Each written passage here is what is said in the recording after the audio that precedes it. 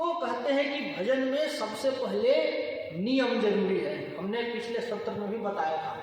तो मुझे किसी भक्त का मैसेज आया कि जरा सा नियम के बारे में प्रकाश डालिएगा। तो भजन में नियम कैसे? बोले पहले ये करूँगा ही, उसके बाद ही मेरा कुछ काम हो।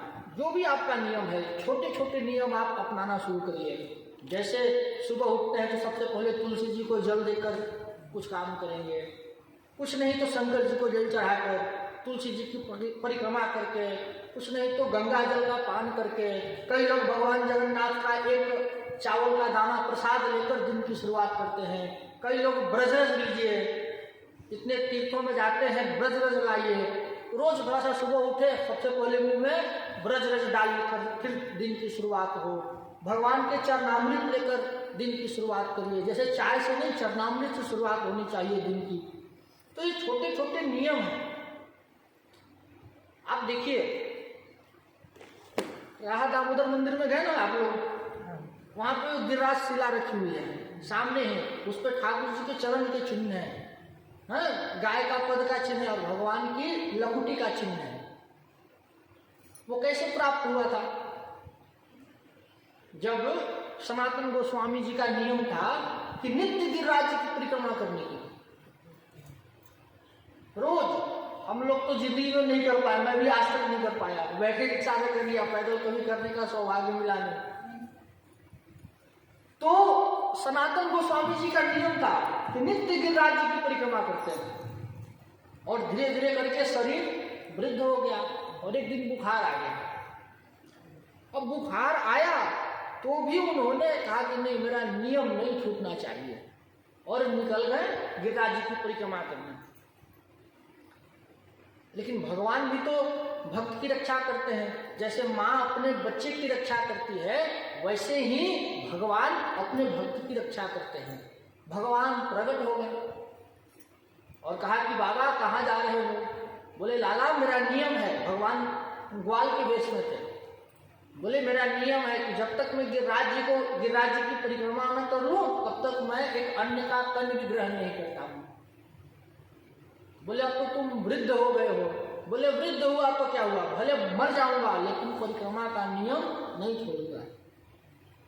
और बाबा की ऐसी नियम निष्ठा देखकर भगवान अपने वास्तविक स्वरूप में आए और अपने हाथ से एक शिला प्रदान की, जिस पर भगवान के चरण चिन्ह। आज भी दामोदर जी में वो शिला दर्शनीय है। भगवान के लकुटी मतलब डंडा, उस डंडे का निशान है और गाय का एक खुर का निशान है। वो शिला प्रदान किया, कहा कि बाबा आज से तुम गिरिराज जी आना बंद करो, इस शिला की 4 परिक्रमा कर लो और तुम्हें संपूर्ण गिरिराज परिक्रमा का फल मिले। इसलिए जब राधा दामोदर मंदिर में जाते हैं तो सब लोग परिक्रमा करते हैं, 4 परिक्रमा करते हैं। तो ये बाबा का नियम था जो कि उसमें भगवान ने संशोधन करके दिया। तुम्हारा नियम है ठीक है, लेकिन भगवान ने उसमें संशोधन कर दिया। ऐसे ही सनातन गोस्वामी का एक और नियम था कि रोज वो गोपेश्वर दर्शन करने जाते थे। अब देखिए रहते कहाँ थे? जहाँ पे उनका भजन कुटीर है, और वहां से गोपेश्वर जाते थे। गोपेश्वर पूरा एक साइड में आ गया। नित्य नियम था कि शंकर जी का दर्शन करने जाना ही जाना है। अब हो गए बूढ़े, अब भगवान ने तो गिरिराज जी की शिला प्रदान कर दी, लेकिन जो दूसरा नियम था कि रोज गोपेश्वर दर्शन करने जाना है। अब निकले लेकिन थक जाते थे, फिर बैठते थे फिर चलते थे, फिर बैठते थे फिर चलते थे। तो शंकर जी ने पूछा कि क्या बात है? तो बोले अब बूढ़ा हो गया हूं लेकिन नियम है तो उसका क्या करूं? तो भगवान शंकर ने कहा कि एक काम करो, आधा तुम आओ आधा मैं आता हूं, आधा तुम आओ और आधा मैं आता हूं। और फिर जहां पर भगवान शंकर बैठे उनको कहा गया बनखंडी महादेव। आप देखो लोई बाजार में वो तिराहे पे बनखंडी महादेव है। तो सनातन गोस्वामी के लिए आए भगवान अपना घर छोड़ दिए। तो ये नियम की महिमा है कि भगवान आपके लिए, अगर आप नियम में रहे हैं जिंदगी भर, मान लो मैं रोज आपके घर आता हूँ, एक दिन मैं नहीं आता तो फिर आप स्वतः भागे हुए आ जाएंगे, अरे भाई क्या बात है अभी तक आया नहीं, अभी तक आया नहीं। वही बात है। इसलिए नियम बनाइए, पक्का नियम बनाइए, भले छोटा सा छोटा नियम क्यों ना हो, लेकिन बिना नियम के भजन का शुरुआत नहीं हो सकता। इसीलिए और देखो नियम, भगवान पहले नियम देखते फिर प्रेम देखते हैं। पहले नियम फिर प्रेम देखते हैं। प्रेम बढ़ावत नेम को, नेम बढ़ावत प्रेम। जब तक नियम नहीं है फिर तो कुछ बात नहीं है। नेम प्रेम संकर कर देखा। भगवान जब प्रकट हुए शिव जी के सामने तो चौपाई आती है कि पहले उनका नियम देखा। आप जानते हैं सत्यभामा जी भगवान की पत्नी कैसे बनी?